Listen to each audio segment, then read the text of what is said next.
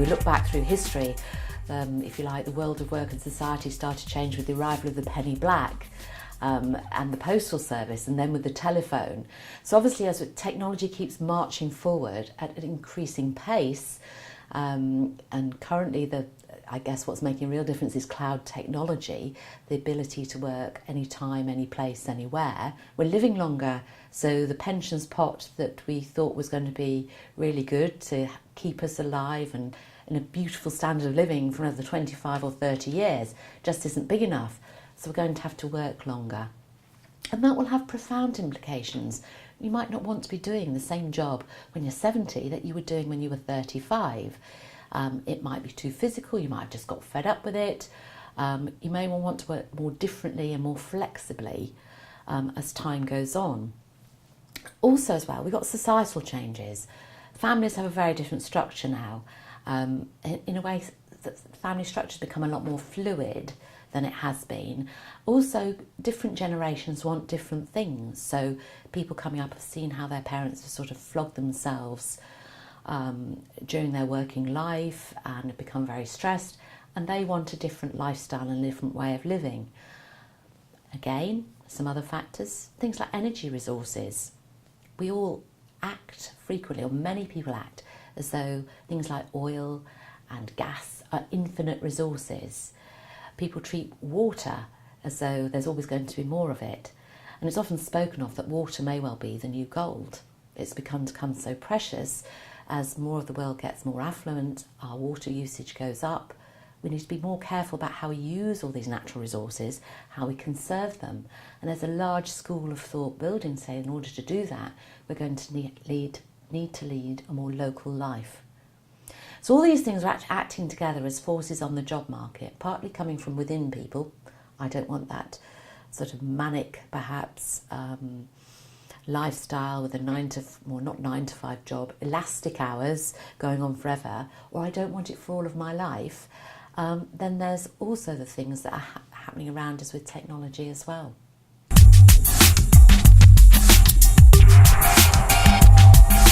First of all, to be very aware of yourself. What am I good at? What are my values? What do I really want to do? How do I want to use my skills? So being clear about who you are and what you're good at and what you like doing. And then also on the other side of it, it will be, how do I need to be in order to respond to all the changes that are going on around me? I mean, some of them are actually quite sad, some of these changes. We don't see the towns having local bookshops anymore because people buy their books online. They buy them from Amazon, buy them from Waterstones online, or, you know, they just go to a major high street brand for their books, which is very sad as we see the demise of, if you like, the local bookshop. So if I was somebody running a bookshop, what am I going to do in order to adapt? Because if I don't change the way I do my business, I don't have a business anymore. So we're going to have to think and actually try and be trend spotters and think about the implications, I think, perhaps much more than many people have done. And that also means we're going to need to be quite flexible and adaptable and keep that open mindset as well. And that means many of the assumptions that we've often had about working life, about what we're doing now going on forever, need to change. It might be, I can do this now and this works, but I need to keep scanning the environment to see what's changing. How do I need to adapt to my business or the way I work, or do I need to update my skills, and so on.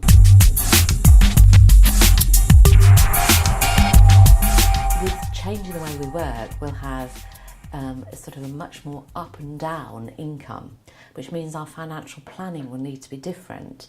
And maybe even financial products offered to people need to be able to reflect that flexibility that's required, because that income trajectory won't always be on the upward slant as we've expected to be.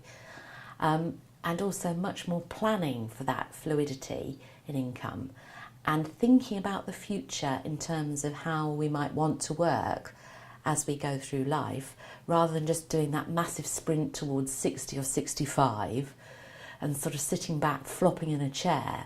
We're much more into a marathon of a career, a sort of a much more sustainable career, which is perhaps a series of different things that we do. And that marathon needs to reflect the changing finances and the changing way we live.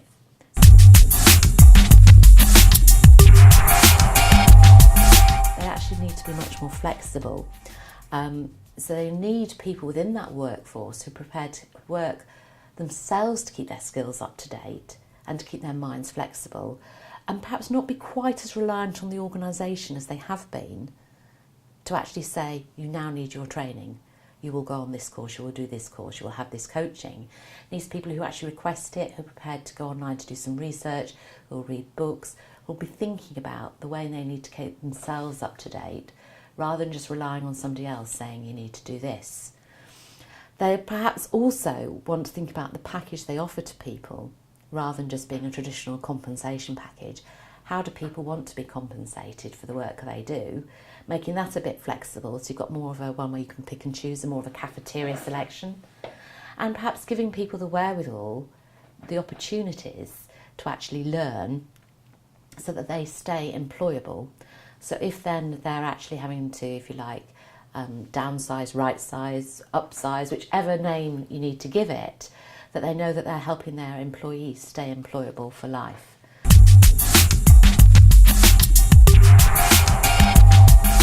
Some educators are embracing this more than people think they are, and many schools are actually telling the students that they will need to be more flexible, actually giving them more career education in order to be more resilient to the ups and downs that they'll face in their careers. They're actually telling them that they're going to have more than one job or profession. They'll probably need to change several times over a lifetime of work in terms of what they do. It's going to be a critical skill in terms of the future of work, because we're going to have to constantly learn to keep up to date, to make sure that we're still the specialists that we need to be, or in terms when it comes to perhaps changing or flexing what we do. That's just going to be really important, and something to consider, rather than just learning, if you like, just to pass the exams, which is going to be important to pass the exams, but it's actually the skill of the learning that's more important in the much longer run of what's going to be the marathon of a career, really.